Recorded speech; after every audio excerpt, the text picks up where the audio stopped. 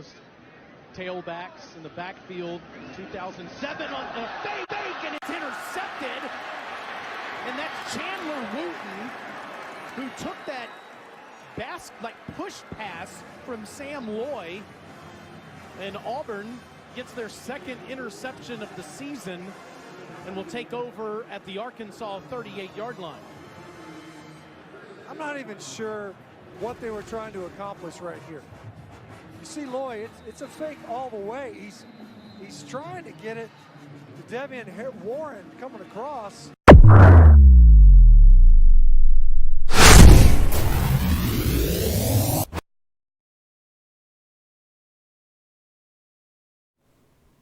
How are you guys? How's it going? Welcome. This is officially the very first episode that will be uploaded to the Pig Trail Podcast. How you guys doing? Blake, how you doing, sir? Randall Hunt, that last live chat was awesome. Couldn't agree more, Randall. I hope all you guys had a great weekend. Again, this will be up on the Pig Trail Podcast tomorrow for those of you who maybe kind of miss out on some pieces here and there. A lot to talk about. So much to talk about. So glad you guys could take time out of your day to be here. I appreciate it as always. So this weekend wasn't all bad. Not all bad. I mean, it was mostly bad, but not all bad. I hope you guys, again, I hope you had a great weekend. Welcome. Please remember to like, comment, share the content that you're watching. For those of you here that are here live, or maybe you're getting caught up, but feel free to check out the links down below that are provided for you in the description box. There's the Hog Talk podcast, which is myself and Jacob Scott Davis, and every once in a while we have our producer Porter Hayes on, and it's just we have a jolly old time over there. It's mostly the analytical stuff. We get into a lot of the numbers, right? We try. This last podcast was really me drinking vodka and just laughing at the current state of affairs of the Razorback football program. That's really what this was. Jacob and I really couldn't sum it up in any way that would make everybody happy, so we were like, you know what? We're just going to have a good old time with it. So feel free to check that podcast episode out. That is episode number, I think, 32. So welcome. What up, Ty? Says Joe McGowan. What's going on, Joe? Hope all's well. The worst fake punt ever. Yeah, did you guys like that?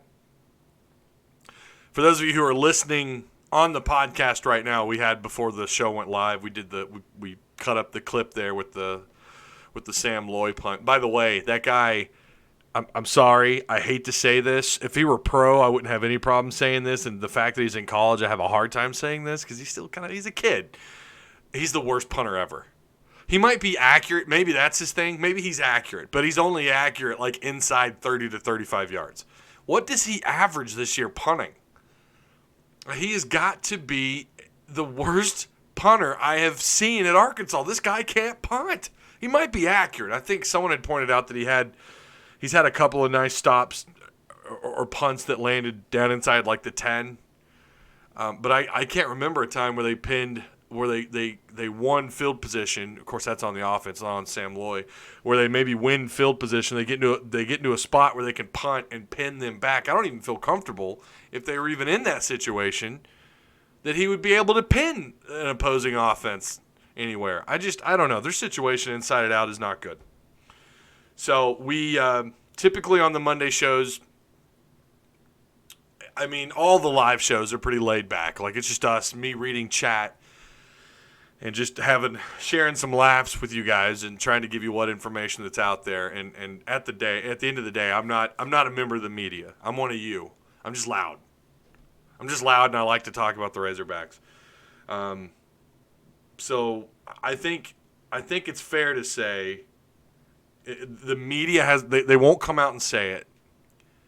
And it's really obvious to you guys. It's really obvious to me, and I know it's obvious to the people who consider themselves a part of the official media. If you've got a press pass, you're a member of the media, okay? We don't. Hog Talk Podcast doesn't have a press pass. I don't have a press pass. I don't consider myself a member of the media here. They're freaking terrible. Like not beyond the point of it being obvious. The state of this program is unlike anything I think I've ever seen in the SEC, period. You know, someone asked on Saturday night's live show, someone had asked, are we going to become the next Vanderbilt? And I'm like, bro, they're worse. They're like, that's looking up. You're looking up at Vanderbilt. They're as bad as some of the worst teams at Vanderbilt. You need to quit worrying about if you're the next Vanderbilt. Hell, you are Arkansas. That's the joke around the SEC. And that is the current state of affairs at the University of Arkansas. That just is what it is. Members of the media have a hard time saying that because, you know, sponsors, and they've got a boss they got to answer to, and then the audience will turn on them in a heartbeat. Look, you guys can turn on me in a heartbeat. I've seen that happen here. I've had that happen. You know, the Mike Anderson stuff, and then the 2-10 video that I made. I'd made a couple of comments and a couple of videos about, you know, putting some of that blame on the coaching staff going 2-10 being unacceptable. And I mean, I had to, but I think in those circumstances, I think I was right at the end of the day. It was time to walk away from Mike Anderson. 2-10 does go on the shoulders of of that coaching staff a year ago. What's happening this year is on the shoulders of that staff.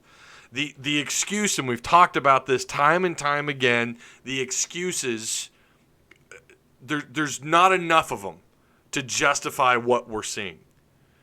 When you're getting embarrassed like you were against Auburn, I'm sorry, but yeah, Auburn's a really good team. They're not a top 10 caliber team. They're a legit top 25, but they're not an elite program. You had no business getting thumped that bad and looking that bad, the combination of the two, in front of your, you know, all 42 people that happened to be at that game that probably accidentally stumbled and found themselves inside the football stadium there. But you had no business looking as bad as they did.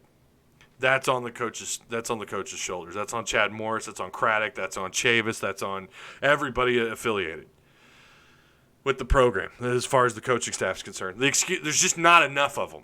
And I get it every day. I see it every day. And like I said before, I try not to cause trouble on Twitter. I typically will retweet stuff, and those aren't always endorsements. But sometimes you just get fed up, and it's unbelievable. John Cunn says, I felt sorry for D-Mac. Yeah, that happened right as they're honoring Darren McFadden. And then that Sam Loy fake punt happened. That was unbelievable.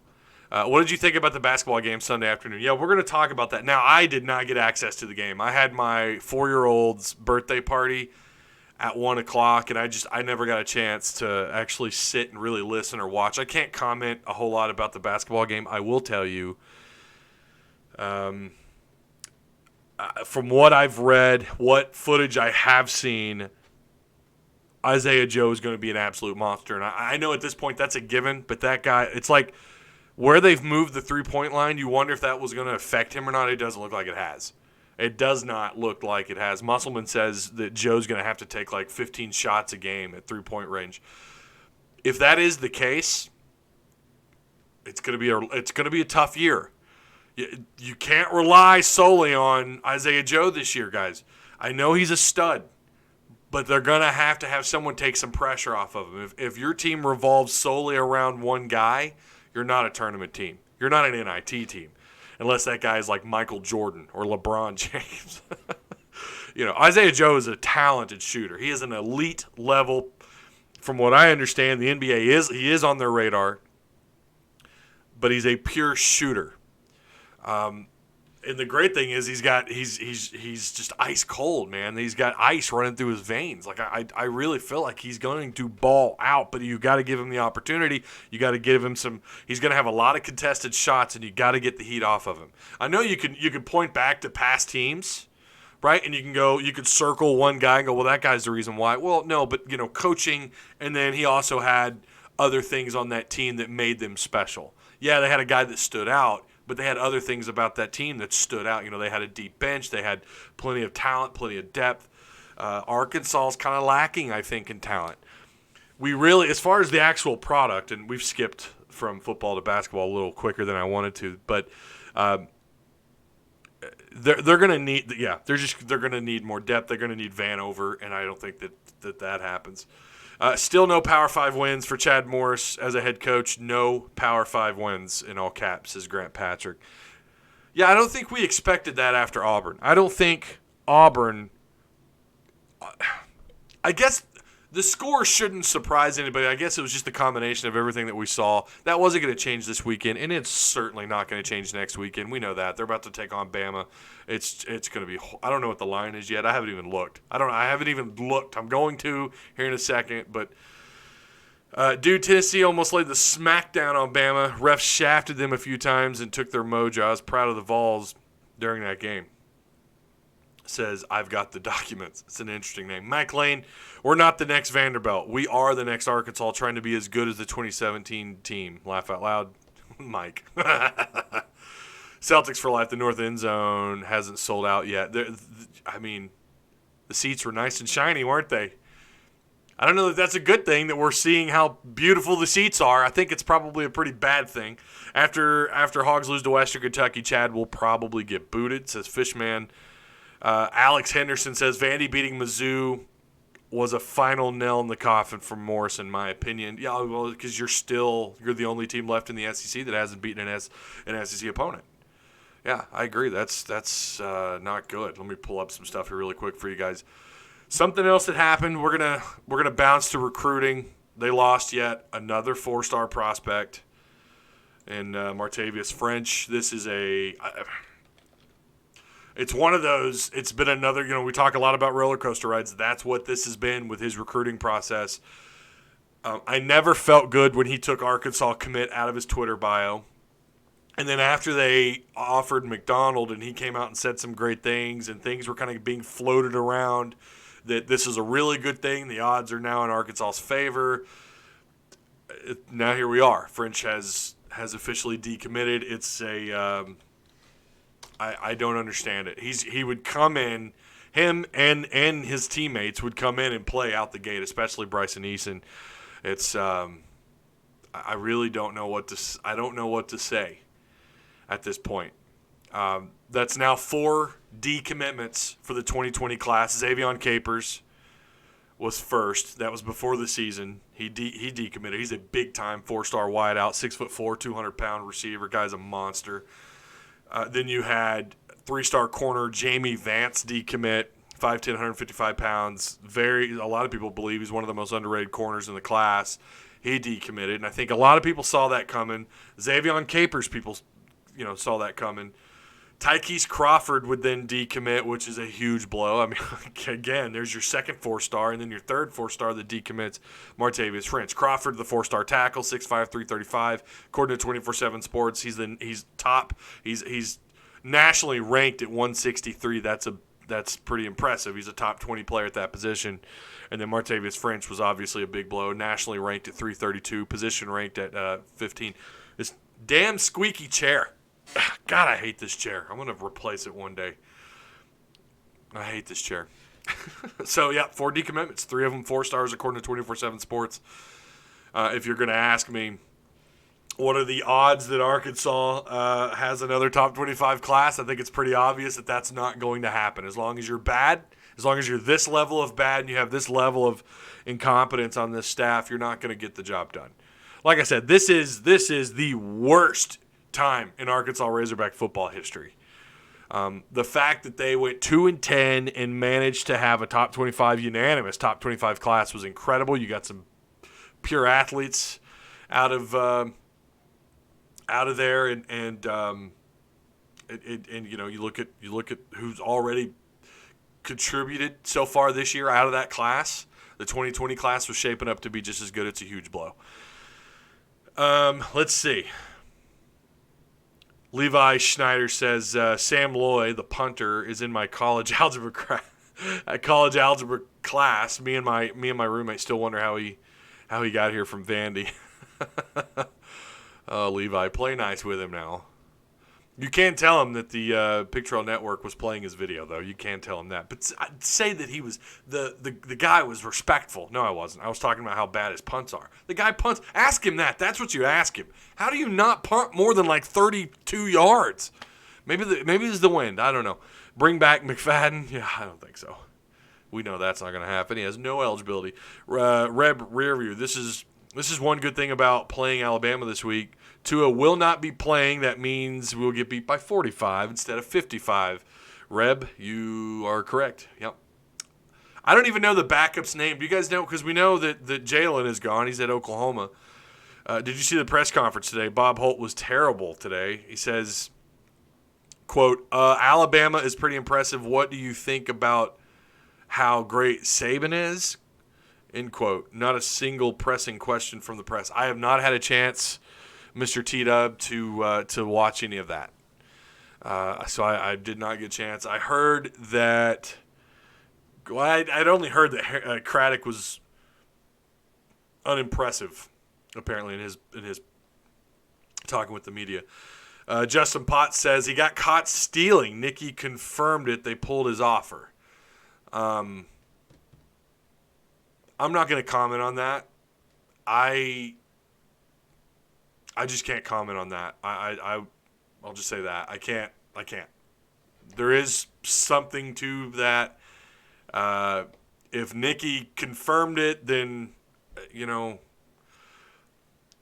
just not going to say anything. I'm not going to touch that with a 10-foot pole. He's not here. There's more that I could say, but I'm not going to. Alex Henderson, wonder if we sign any recruits in December. I think they will. And here's the good thing. There are still kids sold on the program. I do think you have some of those guys that are sold on the program. But, again, you're going to lose more. You're going to lose some more commitments. If the recruited class goes, so does Chad. Am I right? Says John. So what did we say Saturday night? Or was that Friday night? That was his – that was the light at the end of the tunnel, was recruiting. That's the thing that Chad had to rely on was, as far as, I guess, job security, or maybe not. Maybe in his own mind he's fine. He's safe because of his buyout. I don't know. But for most Hog fans, including myself, you guys, the media, I think we could all agree recruiting was the thing that, I don't know, maybe solidified him keeping his job, I guess, and that's going the way of the dodo bird. This recruiting class is falling apart. They're going to be lucky at this point to stay top 60 in national recruiting rankings. You're going to once again probably, there's no probably about it. They're going to finish, 12th or 14th somewhere in the conference. It's just all falling apart. The question is, how much are they willing to put up with? How much more negative press can Hunter, the Board of Trustees, the rich alumni that had supposedly had something to do with the hiring of Chad Morris, how much more can people put up with? You've got local radio stations now calling out the names of, the members of the Board of Trustees. Like Zach and Ruskin were doing this last weekend. I think the Morning Rush, I can't confirm this, so don't quote me on this, but someone had said the Morning Rush was doing something similar, putting some of the blame on the BOT, on the Board of Trustees. The question at the end of the day is how much more embarrassment can they handle? I don't know. Dude, I could punt more than 30 yards. Oh, man. I am here now. Please begin. Sean, you're about 15 minutes, 20 minutes late, my friend. KJ Jefferson should change my mind behind that offensive line. You want to get him killed? Did you watch the Auburn game? Granted, they have a better defensive line, but Bama's front seven total probably about the same level, you would have to argue, right? Talent-wise, we know they've got it. Have you watched this offensive line? Like, KJ's going to get killed. Feet or not. Quickness or not. He's fast for a quarterback, okay? He doesn't have wide receiver speed, although I can't wait to actually watch him. I think they will play him. I just wouldn't play him against Bama. I just wouldn't. Play him those Final Four. That way you don't risk burning his red shirt and you keep him happy. Supposedly, if there's any truth to it at all, that there is some concern about whether or not he's going to see the field this year. That way you keep him happy. You keep the critics happy as far as how you're handling of KJ. I have no problem with getting him in there to some capacity in those Final Four games.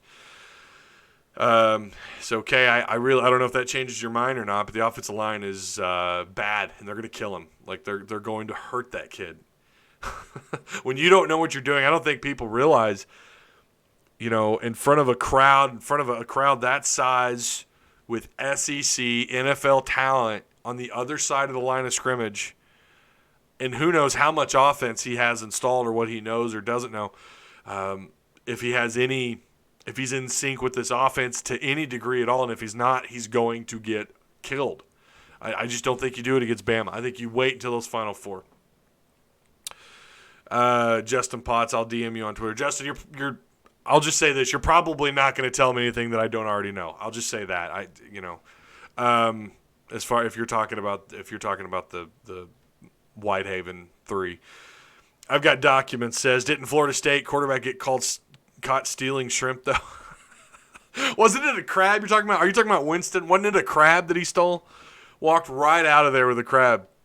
And now he's a horrible quarterback in the NFL. Why is Craddock so bad at calling good plays? I will give credit where credit's due. The direct snap to Cheyenne O'Grady was a good call. Why not? Why not more of that? Why aren't we seeing more of that? Finding a way to get the ball in the hands of your playmakers. Why did Rakeem Boyd only get like 12 or 13 carries? If his shoulder is really hurt, don't play him at all. But if you're going to play him, use him, get him in there, get him the ball. Now, maybe there's more there. I don't know. You guys, some of you probably caught the postgame or the today's press conference with Chad. I don't know if he talked about that or not. I've not read anything about Rakeem Boyd's shoulder. Supposedly it's just a nagging injury. Nothing serious yet. I'm not going to be surprised when he's going to need surgery on that shoulder. But you've got to find a way to get the ball in the hands of your playmakers. And Cheyenne O'Grady, that was one example of okay, that's good play calling. I'll take that. 4th down and 2, direct snap to Cheyenne. He's a big physical tight end. He doesn't go down on first contact. Craddock looked hungover bad. If you've seen any Arkansas pressers under Chad, then you've seen it. He looks just depressed, if you want my opinion. He was already at Florida State when it happened. Yeah, so Winston was already at Florida State when all that went down. Mr. T-Dub says, Houston Dale Nutt's speech today at the Little Rock Touchdown Club was fantastic. Say what you want about the Nutt era, but the dude knew how to get players to win. Took us to the title match twice. Made me miss him winning. Nutt was a fantastic coach. I think at the end of the day, it's real easy to make that to say that. He was a fantastic head coach at Arkansas. He could take average. Jamal Anderson, you guys remember him out of high school? He's like a 2 or 3 star tight end. They turned him into a first-round draft pick defensive end.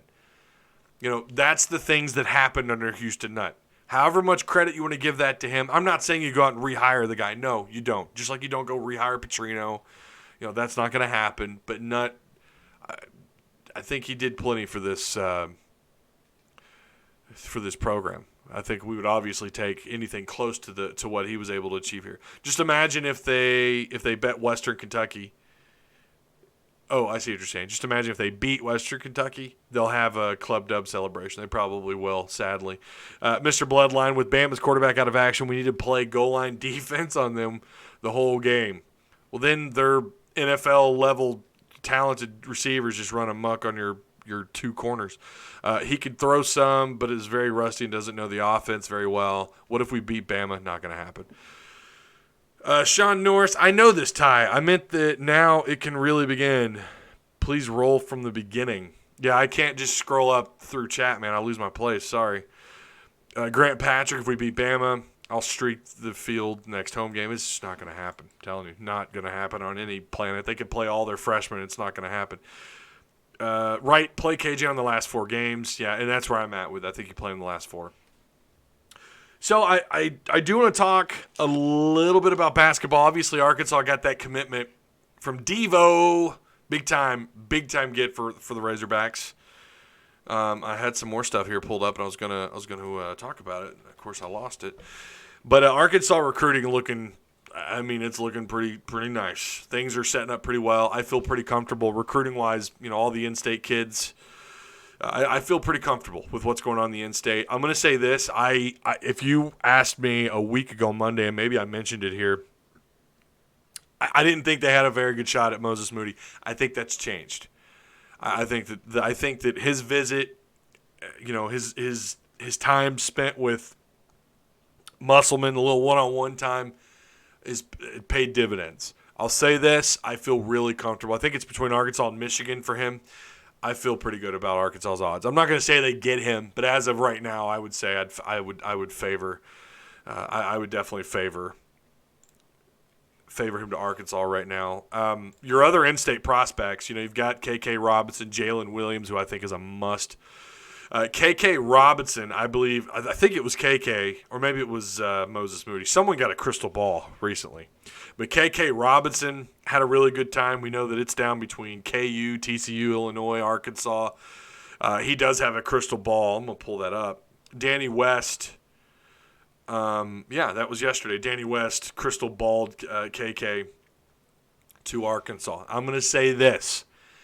I do think they get another commitment before the start of the season. I'm not going to comment on who right now, but I feel pretty strongly they get at least one more commitment before the beginning of the season. That's huge. Basketball's turning, I think, they're going in the right direction off the court.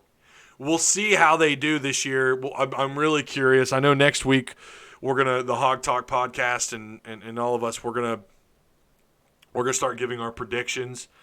I've kind of let it leak where I'm at with where I think the basketball program goes. I'm going to do a little bit more research this week, break down the final bit of the conference. We may even just talk about the whole conference. I'm not really sure, but next week we're gonna dive way more into that about the expectations of the season. I'm going to say this: I just want a better product on the court.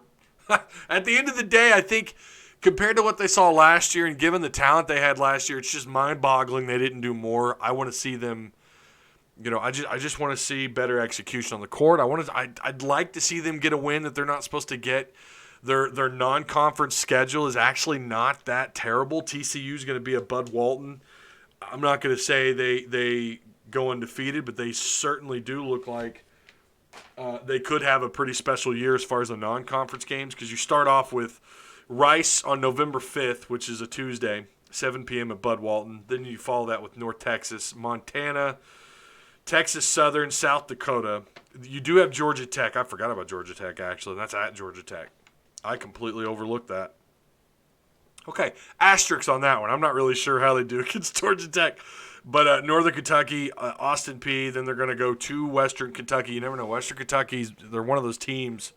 They could get you twice in the same year. Football and basketball. How about that? Then you have Tulsa. Then you're up against I can never pronounce that team. Valparaiso in North Little Rock. So that'll be that's the only non-conference game that's going to be in Little Rock. And then you have at Indiana. Indiana, I don't know. I don't know where I'm at with Indiana, but I completely missed the Georgia Tech. But then you start conference play January 4th against Texas A&M. And we'll have to, in my opinion, you'll know where you're at in the middle of January. You'll have a pretty good idea of who this team is. And by that point, obviously, you've got the rest of February and then a little bit of March. And that'll do her. That'll be all she wrote. So I'm not sold on the talent level of this team. I'm coming around a lot to the overall, the staff with Chris Crutchfield, Corey Williams, Clay Moser. It's a pretty good staff. Eric Musselman, you got to feel like he knows his X's and O's, man. He knows the game of basketball. The guy spent time in the NBA and the developmental leagues.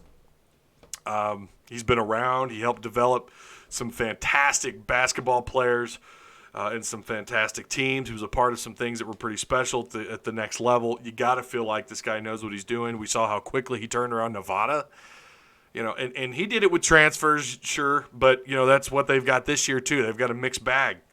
And next year, hopefully, you have a really talented incoming class that he can work with. I think year 2, you're going to start to see this thing really move. Year 1, it's show me what you got. Year 1. That's what you got year 1 in the Musselman era. Let's see what they do. Let's see what he can mold out of the clay, because the SEC has turned a new leaf with basketball. And you look to the hires, the coaching hires in this conference, it shows you what happens. Look at football. SEC football, although it's still the best. I mean, there's no doubt. But you look at the quality of coaches in college football, the SEC, and then you compare that to basketball. The quality of head coaches in basketball are some of the best in all of the Power Fives. And so now they're more competitive, and it's a lot more difficult. Way more difficult than when Mike Anderson first took over Arkansas way back when. So, tall order. Very tall order for Musselman to come in and make much happen. Look, I'm not asking for much. I'm not asking for tournament. I just want to see a better product on the court. I don't know about you guys. But, Isaiah Joe did turn it up. I think he had, 25? Was it 25 or 27 points in the game? Witt did okay. I guess Celtics for Life says Jimmy Witt had 7 points, 9 rebounds, 6 assists. Isaiah Joe was 8 of 17 from three-point land. Isaiah Joe's going to be special. But again, I want to see some other guys come through and step up. I want to see someone, you got to have that Mr. Reliable come off the bench, and it's going to be all about depth, and it's going to be about the thing they don't have in the SEC. There's a lot of it, size. You've really only got 3 teams, I think, that don't have someone that's at least 6'9". If I looked at that roster right now, obviously the rosters I was looking at were made several months ago, so maybe they're probably a little outdated, but there's some size in the SEC, and I don't like that. You can still make it work. We've seen some relatively small teams make it to the tournament and do some damage. We have seen that before. But then you look at overall talent. Where are they? Isaiah Joe, from everything I've read, he's not looked at as a first rounder. That was kind of running around the media there for a little bit, that he could be a possible first round prospect. I've not seen that anywhere. I looked that up just a few weeks back, and I did not see. In fact, the stuff that I read had him outside the second round. So I don't know, but he is a talented player. There's no doubt about it. So getting back to chat really quick, Dwight Raleigh. What's up, Dwight? Hope all is well. OC and DC got to go. Morris still safe for one more season. Another season like this, he's gone. I don't know, man. The reality is that firing him right now with that buyout, that's the biggest question. That is the biggest question. Are they willing to pony up and pay that buyout and then have to pony up and pay? Because if you fire Chad at the end of the year, you better have a plan in place, because you can't handle another up-and-comer. You can't handle another former elite-level OC who had a couple of years and did okay, and you can't settle for that. It's got to be for someone, I think, somewhat proven as a head coach. That doesn't mean, elite. Doesn't mean someone who's taking them to Rose Bowls and Fiesta Bowls. Just someone who's been competitive and played at a really high level for a little bit, maybe, at one of these kind of, not a mid-major, but one of those Power 5 schools. It's always kind of considered like in the middle. Maybe they went there and they kind of turned them around, kind of like what you've seen at Iowa State. Who's the other one? Someone had a really good example Saturday night of someone of a program that has. Well, I mean, obviously you could look at Leach. I know Leach is a name that's still out there that everyone likes to mention. I like Leach. I'd be all for Leach. I think he'd be someone who'd come in year one. You could probably expect a bowl game year one with Leach. That's just where I'm at. I don't know. Let's see. Unless you're talking about basketball, then the 90s. I don't know what you guys must be having a back and forth. 2020 recruiting class is ranked 13th in the SEC and 44th in the country. Chad Morris has nothing left to hang his hat on. This is simply a poorly coached team under the guise of a rebuild, Mr. Runner says. Couldn't have put it better myself. Could not have said it better myself, Mr. Runner. That is exactly what's going on. I have a hard time believing that if you lose to Western Kentucky, hell, if he even beats Western Kentucky, 3-9 isn't much better. What does 3-9 get you that 2-10 doesn't? Besides one more win. It's one more win against the non-Power 5. What does it get you at the end of the day? I don't understand it. Damn this chair. Good Lord, I hate this chair. Yeah. I just don't know. And you listen to radio, they don't even know what to say anymore. It's a lot like this. Just really two guys ranting at a microphone telling you that you know what? The sky really is falling right now. You are looking up to the Kentuckys and South Carolinas and Vanderbilts. That's where you're at. And I don't know how you dig yourself out. I don't know what the right move is here. I don't think firing him in the middle of the season does anything, but I really don't know how you get 3 years out of what you've seen. I don't know how you do it. We should start the chant at the next game. That's on you guys. If you guys want to go chanting, that's on you, Mr. Bloodline. Sean Norris says, what would be so terrible about hiring Nutt, to be honest? If he can get some good staff around him, get an OC with a good spread scheme, really What would be so terrible about that? Well, Sean, if you remember Houston Nutt, I'm not sure how old you are. And that's not I'm not trying to disrespect you in any way, but he was known. Go back and look at the Malzahn drama and how that all unfolded. Okay, he would not give up the reins to the offense. He really loved the ground pound. He wanted to feed his backs 44 times a game. There was a real reluctancy for him to hand the play calling over to an OC. That's your first problem about wanting to run a spread. He's not a fan of the spread. The other issue you run into with Houston Nutt is you saw how he, if he would be the right move in your eyes, why hasn't anybody else hired him? You know, Ole Miss ended in a debacle for him over there. It's just not a good look. Why hasn't he coached anywhere else? He wants to coach. He's made that very clear multiple times. I don't think and not only that, then you have to look at the overall fan spectrum. You might be okay with it, and there might be a couple others in here okay with it, but I'm telling you that would not be the direction that this program, that fans would want to see Hunter Yurchek take it to. That's not where they want to go. We've seen what he can do. Look, he would be an improvement. I'm with you. I liked Houston Nutt. I loved what he did with developing players here and the talent that he developed here. He didn't recruit elite level players, but he did, he lucked out too. He had years we brought in, Matt Jones, obviously Darren McFadden, Peyton Hillis, Monk. We can kind of go on. The list goes on. He lucked out with some good in-state prospects. His strength was obviously going into Texas. Even when we weren't playing in Texas, he was able to go in there and recruit. Even when we had no Arkansas didn't play in Texas outside of, Cotton Bowl games and what have you. So for him to walk into Texas and recruit like he did was nice. But again, all those things I mentioned earlier is why you wouldn't hire him.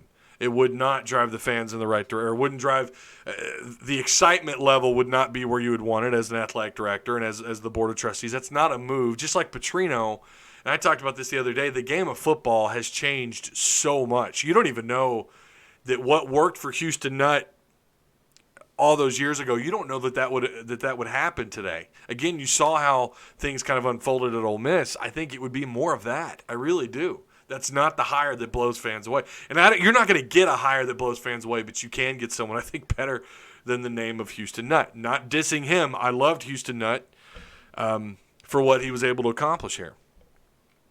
What big name wants to come here to a program that fires coaches after 2 seasons? And, yeah, I know Chad really is stinking it up. Well, coaches aren't stupid. They know that in the SEC there's a higher expectation. In all honesty, there's some coaches who would probably completely understand it and probably even condone it. If you listen to enough coaches talk, they'll tell you that losing is just not in their vocabulary, and they can absolutely understand the situation that Arkansas is in. You're a better program, even though I think Urban Meyer was talking out of his ass. I don't know that Arkansas is a 10-win program, and I'm not going up that tree again, but even Urban Meyer understands there's a higher level of success here than what we're seeing, and we're not seeing it. I don't think coaches are stupid. You fire him in the middle of the season, that's something different. That might strike a different tone with any big-time coach, because that's just kind of considered disrespectful. Whether or not how you feel about it as a fans amongst coaches, they find that pretty disrespectful. I wouldn't do it at the middle of the year. I don't know. Ty, why don't you like Urban? Still mad about the Florida game, question mark. Yeah, I'm not. We've talked about that, Mr. Bloodline. I like Urban. I wouldn't have any problem if we knew they could settle what money they owe with Brett Bielema. Yeah. And then what you've got going on with Chad. If you could settle that, and then you knew they could throw everything, including the kitchen sink, at Urban, even then, I don't think you get him. I would be okay with that attempt, but I wouldn't want to waste too much time on him while you've got other coaches flying off the shelves to other programs. I just don't think he would consider coming here. Recruiting here is very challenging. It's very hard to recruit here. I'm a big fan. I believe in playing where you recruit and recruit where you play. Arkansas doesn't play in Texas anymore. This is one thing I think Brett Bielema understood. I still don't understand why he didn't recruit Texas better. He understood playing in Texas, having some relevancy in that state mattered. And for whatever reason, we have completely pulled away from that. I don't know when the next time we actually play in Texas. I know they scheduled the Longhorns, but Connor Gato says they're not dumb. I don't know if you're talking about coaches, yeah, they're not. Let's see. Sean Norris. says, I like the old guy is all I'm saying, aside from the ending. Right. Yeah, but it sounded like you were trying to make an argument for hiring him, though, Sean, so that's why you were getting the rebuttal. Cedric Hurd says, is Chad really giving Hicks a farewell tour? Makes no sense to continue to let him start.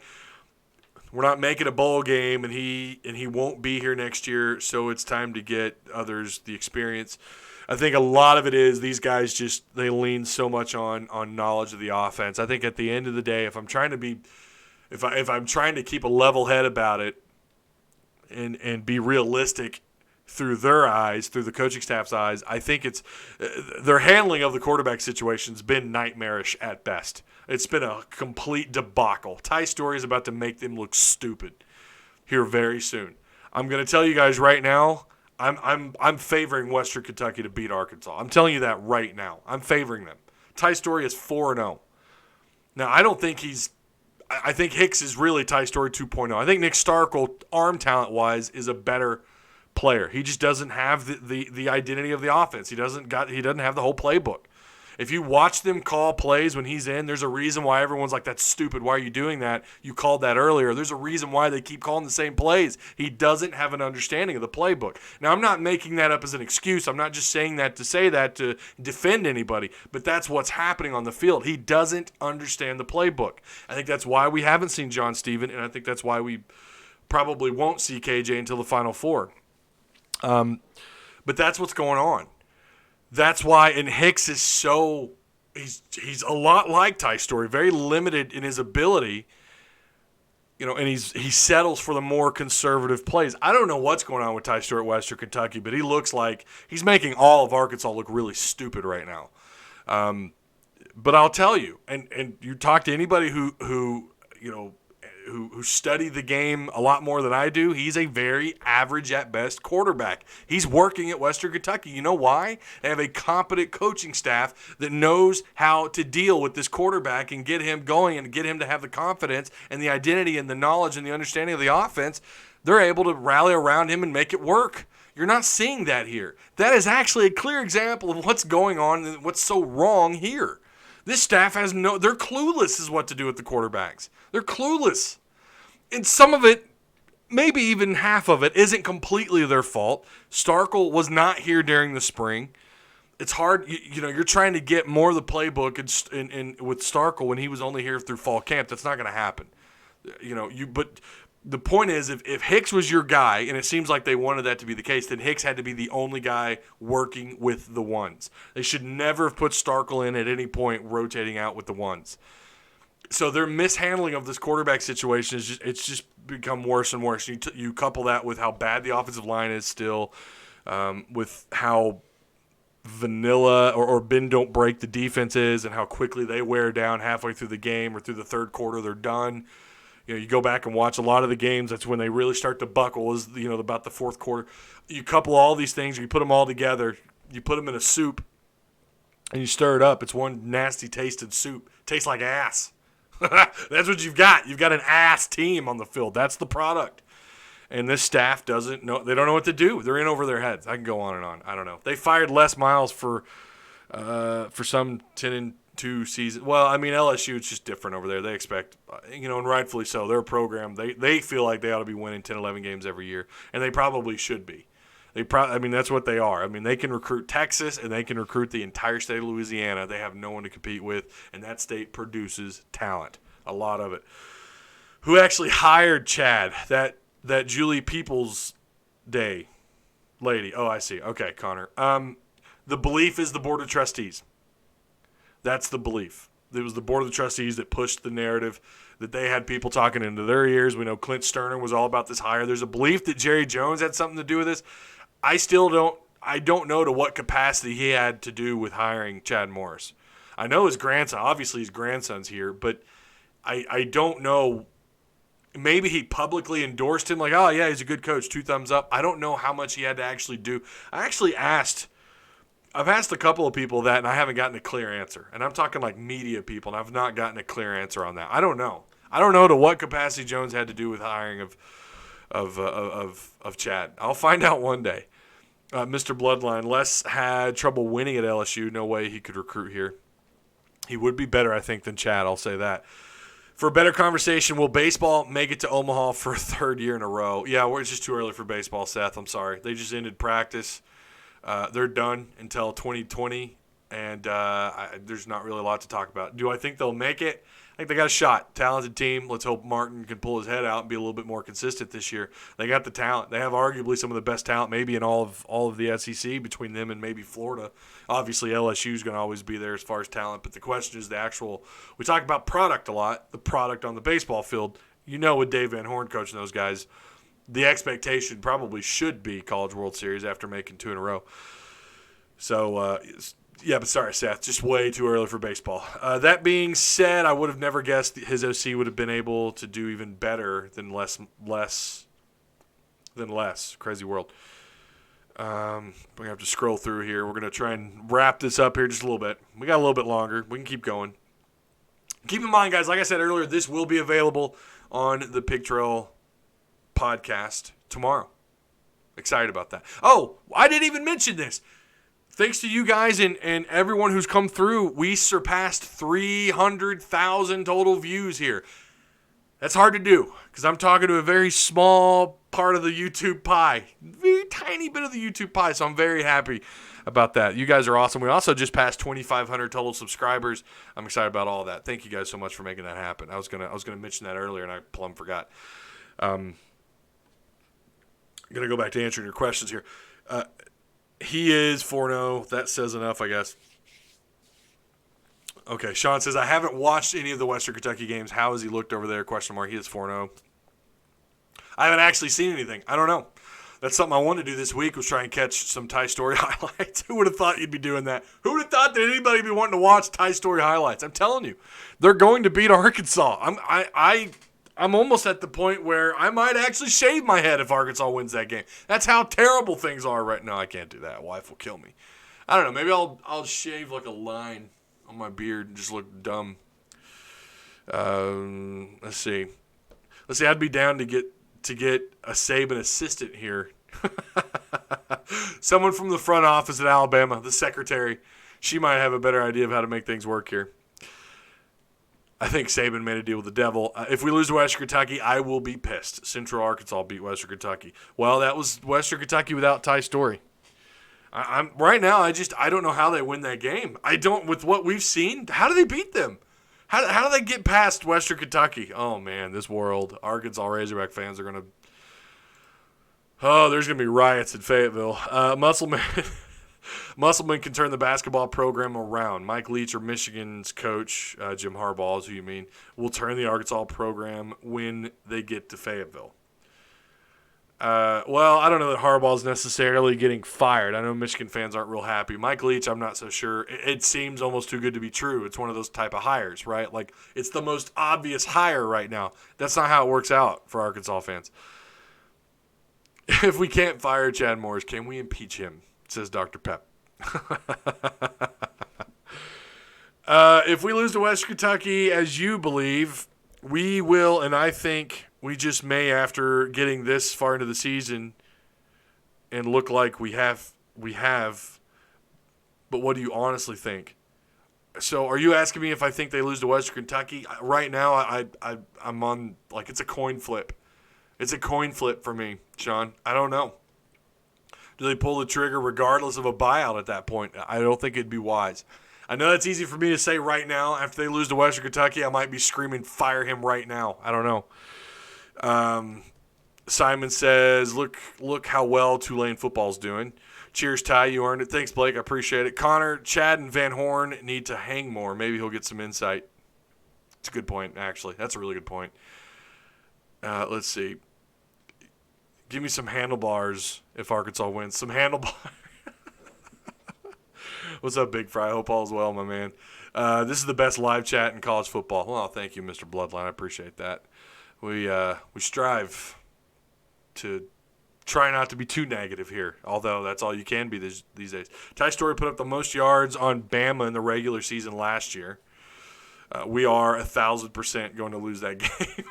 Says Connor. 1,000%. Yeah, it's things are so bad at Arkansas for the football program. It's just not real pretty right now. Tyler Edmonson, yo, what's going on, Ty? Hope all is well. Let's see. NBA season starts tomorrow. How do you think your Celtics will be this year? Not a Celtic fan, just a huge LeBron fan. Yes, I'm that guy. Well, at least you admit it, Grant. At least you admit it. I hate the Lakers. I'm not going to say I hate LeBron. I got to say this stuff with China, though, is just like he needs to just stop. I'm not going to tell anybody to shut up because you have the First Amendment here in this country. You can say whatever you want and whenever you want, in my opinion. But if I were him, I think it's in his best interest to stop. Just stop. You look like an idiot supporting China. I mean, what are you doing? What are you doing, man? You know, what would Michael Jordan ever do that since they're always comparing those two? As for my Celtics, I don't know. I'm not even going to begin there. I'm not going there. Didn't get a notification. Yeah, we have had that problem here again. Notifications are having a hard time going out. I'm sorry about that. All I can say is tap the notification bell. I really don't know at this point what else you can do. I'm not sure what's going on with YouTube. That's been an ongoing issue. You can ask Fry if he's still in chat. That's been an ongoing issue for way too long with YouTube, along with the adpocalypse. Hey, Ty, we joked about it, but Ty's story really is about to demolish our secondary, laughing out loud. Yeah, no, it's not going to be. I just secondary, I don't know what it is. Watch McClellan. He gets burned on the same route twice, the hitch. And if you don't know what the hitch is, it's basically like what you did in backyard football. You run 10 yards, you turn around. And the way they teach those receivers is it's not just you turn around. You turn around, you take a step, and you move forward, and the ball should be there if the timing's right. Both times McClellan got burned on that. Like, it's not that, like, typically you'll see a corner reach around, maybe slightly grab the back of the jersey, but they reach around, they try to get their hand in there a little bit. I think it's one of the easier passes or routes to defend. Who am I to speak? I played center in football in high school, but it's not a route that you should get burned on so easily. And I think that happened twice against these guys. If I go back, it happened against San Jose State, and I think it happened a couple times. It's like that route is so predictable that you're going to get beat on. But it's weird. He's one of those corners, too, who I think could actually defend the fade a little bit. He can defend the fade. You know, and he's okay against the slant. The rest of the secondary is terrible. I don't know what's going on. Curl is good. I shouldn't complain too much. I like Curl. Is it truly... It is truly, okay. It is truly the best football live stream. Keep it going. Thank you, Simon. I appreciate that. We do what we can here. It's not easy to grow these channels when you're exclusively following a losing program. I joke, but it is it's hard to grow. It is insanely hard. Let's see, getting caught up again. LeBron is a social justice warrior. Grant Patrick. Also, I don't agree with LeBron's political views. Strictly in live with his game. I see. You're in love with his game. I see. No, I mean he's. I hate to admit it, he's the best player, even injured. He's still the best player in the NBA. Western Kentucky is probably our only win, and even if we beat an SEC team, Chad Morris is gone. No, I don't think so. I think at that point, if you do find a way to beat Western Kentucky and an SEC team, well, then the opinion has to change to some degree. I don't think that they will. And if you're going to ask me if he should, and we all know that one team they should be Mississippi State. But if that is the case, I guess it depends on how the scenario plays itself out. But if that is the case, if you beat Mississippi State and Western Kentucky, what does that really get you at the end of the day besides a 4-win season? I think that is really the line that if anybody's going to play by, the Board of Trustees, if they're really considering it, you know, when you consider his buyout, you consider you're still paying other people. Like, I just don't. I think if he wins an SEC opponent and he beats Western Kentucky, I don't think they fire him. If they should, if you're going to ask me if they should, I think that's a completely different conversation. Get Jessica Durrell to hire Rebecca Petrino. Boom, boom, boom, boom. Yeah. I just don't know how to feel about Western Kentucky. Right now, I'm leaning towards they probably lose it. I don't know. Hey, big guy, I love your show. Thanks, Jeremy. I appreciate it. Jeremy V Old schooler there. Thanks for stopping by, man. Chief Get on the Dream says, that's funny. I must have missed what, the Jessica Durrell. Okay, yeah, you're right. That was him that said that. We beat Bama and then turn around and lose to Western Kentucky. That would be our coaches. That would be the most, that wouldn't be the most Arkansas thing ever because they haven't beaten Bama in how long? What if KJ turned the rest of the season around? They did play. It's not like they haven't played true freshman quarterbacks before, and it's not like they haven't been able to help things out either. Freshmen at a lot of positions. We've seen that. Randall Hunt, thank you so much for the donation. I don't know if I gave you guys an update. I think I did. We talked about this on the last live stream. The only way I can accept donations through YouTube, this comes from Big Fry, who's in the chat every once in a while. By the way, if you guys haven't already, go check his channel out. If you're into tactical shooters on PC, things like that, he's the best around, if you want my opinion. That's not just a biased opinion. He's also probably one of the most hated YouTubers by early access developers. But he and I have had this conversation. I've also talked with another YouTuber. The only way you can accept donations is if you have to have monetization turned on. I don't want you guys to have to go through ads. I've talked about this before. I know a lot of you in our Discord were talking about, hey, just turn them on, Ty. We don't care. I know you guys probably don't, but for the casual viewer who doesn't come through my channel, I've got to consider those people too. You know, they'll see that ad and they're going to be like, no, to hell with this. I'm not going to watch. So that's one of the reasons that I would rather not have you guys have to go through that. I hate ads as much as the next guy. I'm debating turning ads on, so just a heads up, they may pop up, and if they do, please don't crucify me. We've turned into the Clintons with all these monthly payments. Oh, getting political. All right. Did you see Greg Child's tweet? I did not. Last time we beat Bama was 2005. God. I was 3 years out of high school. I was engaged. No, I wasn't engaged yet. Yeah, maybe I was engaged. I got married in 2006. Yeah, I'm that old. I got engaged a long time ago and married. Still married to the same lovely woman. She's not home at this point in time, but I would normally shout that out. Like, I love my wife. Better make sure to clarify that. But yeah, we're still married, 2 kids. But 2005, wow, I was living in Fayetteville. That's unreal. That is unbelievable. Gotta use PayPal for single donate. Yeah. If you guys do, I'm sorry, I should have mentioned that. My bad. If you actually want to donate to the channel, I really do appreciate it. You can. There's links provided for you down below. There's Patreon and there's a PayPal if you want to do a one-time donation. Turn on those ads. And get you a new chair. Yeah, I know, right? This thing. Oh. Well, I broke it even more. So, yeah, Mitch Mustaine to Ben Cleveland 2005. That's right. Yeah, that's unbelievable. We had Ben Cleveland on the Hard Talk podcast a while back, and he had a lot to say. That was a fun one. For those of you who really like Houston Nutt, you ought to hear that interview. It was that long ago. Yeah, 2005. Golly, man, that's unreal. That is unbelievable. South Carolina did beat Georgia. I mean, we have a chance, right? Yeah, well, we got a better coach at South Carolina.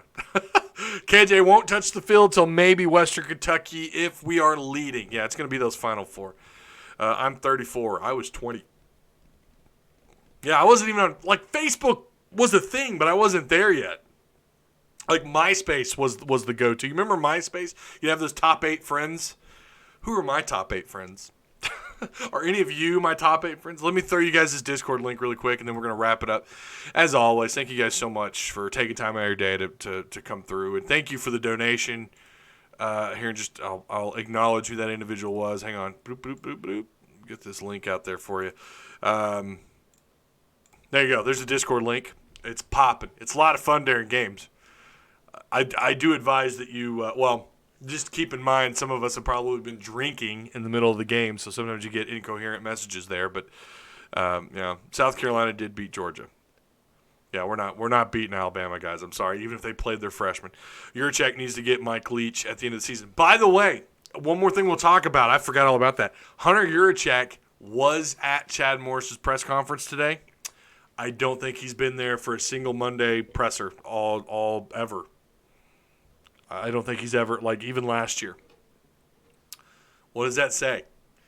Hunter Yurchek and John Fag. I'm not going to say how his last name really is because my channel will get flagged like that. But it's his name. You can say it. Yeah, you don't know YouTube well enough. They have banned people for less. Distarkle transfer if KJ comes in and kicks ass. You can see it. Discord is getting livelier by the game. Yeah, Discord gets crazy during those games. It's nuts. The post game here is always a lot of fun. Also, an update: Friday's show. Friday's show might be a little earlier. Obviously, trick or treating. Our girls are going as my youngest is going as Dorothy from Wizard of Oz, and then my oldest is going as oh my gosh, I forgot who she's going as. We have the costumes. I cannot remember who she's going as the Good Witch. Brenda the Good Witch, is that her name? The Good Witch from Wizard of Oz. And then there's some other couples, another couple we're going with, their son is going to dress up as one of the flying monkeys. And they're going to try and get me to dress up as the cowardly lion. Good luck finding that suit that could fit me. All right? 6'3" and more to love, okay? 6'3" and, oh my God, it's Sasquatch. Good luck finding that. I could just go as myself on Halloween. That'd be plenty.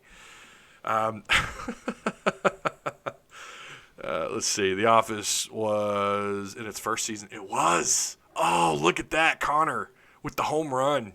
Nice. Well done. Well played. Is it Glinda? I thought it was Brenda.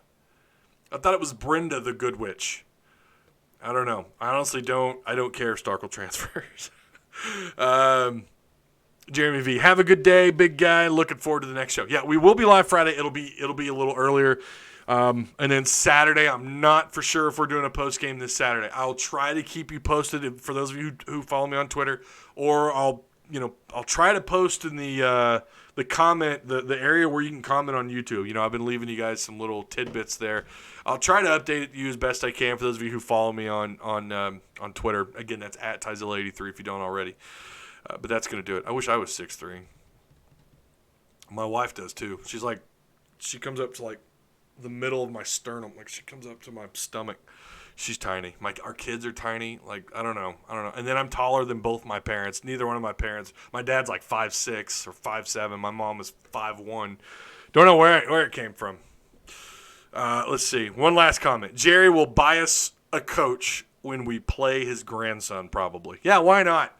Maybe call up Grandpa and be like, hey, we're going to play your kid. We're going to start him the last game against Mizzou.